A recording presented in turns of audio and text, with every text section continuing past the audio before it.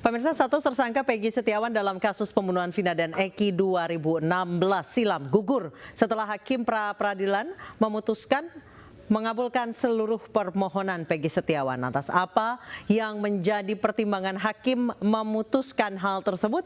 Kami akan ajak Anda untuk membahasnya lebih lanjut. Kita lihat bersama-sama. Kita terlebih dahulu membahas soal putusan Hakim Eman Sulaiman yang menjadi hakim tunggal dalam sidang pra-peradilan Peggy Setiawan. Hakim menilai dan menetapkan bahwa proses penangkapan dan juga penetapan tersangka Peggy Setiawan tidak sah dan batal demi hukum. Ini artinya status tersangka Peggy gugur dalam kasus pembunuhan Vina dan Eki 8 tahun silam. Kita ke slide selanjutnya.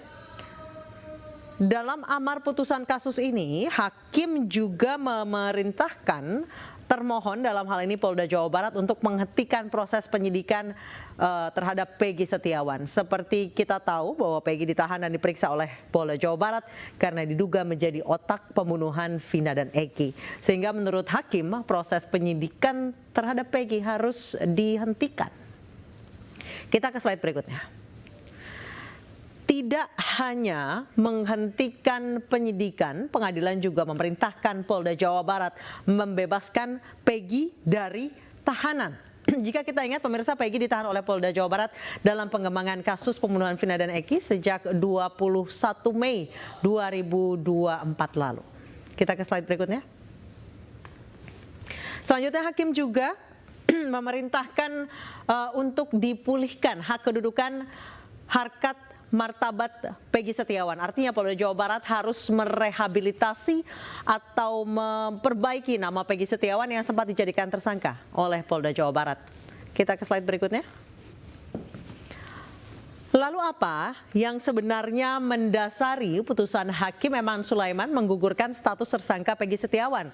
Hakim menilai bahwa penetapan seseorang sebagai tersangka ini tidak hanya cukup dengan 2 alat bukti, tetapi juga harus didahului dengan pemeriksaan. Keputusan Hakim ini didasarkan pada putusan Mahkamah Konstitusi nomor 21 tahun 2016. Nah, dalam fakta persidangan ditemukan bahwa Peggy tidak pernah diperiksa, namun tiba-tiba ditangkap dan ditetapkan sebagai tersangka, baru kemudian diperiksa. Kita ke slide berikutnya. Selain tidak pernah diperiksa sebelum dijadikan tersangka, ternyata juga terungkap bahwa Peggy bahkan tidak pernah dipanggil sejak kasus pembunuhan Vina di tahun 2016, 8 tahun silam. Seperti kita tahu bahwa di tahun 2016 Polda sempat mengeluarkan daftar 3 orang buronan termasuk Peggy. Polisi juga pernah menggeledah rumah orang tua Peggy, bahkan menyita sejumlah dokumen dan 2 sepeda motor milik keluarganya. Namun polisi tidak pernah memanggil Peggy untuk dimintai keterangan. Nah, pada 21 Mei 2024, 8 tahun berikutnya, Peggy ditangkap oleh Polda Jawa Barat dan pada 22 Mei Peggy baru diperiksa sebagai tersangka.